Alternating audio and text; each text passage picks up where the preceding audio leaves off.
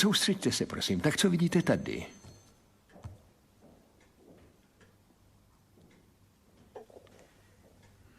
Skvrnu?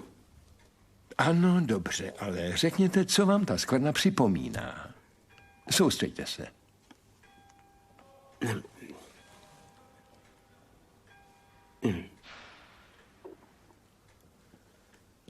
Čistírnu? Kentáne, jde o tvar té skvrny, ne o to, jak ji vyčistit. Promiňte. To byla moucha, stejně jsem ji nechytil.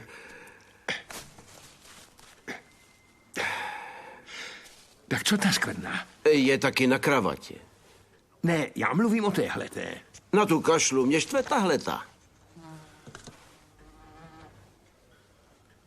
Nehýbejte se. Dále, blbec, sakra!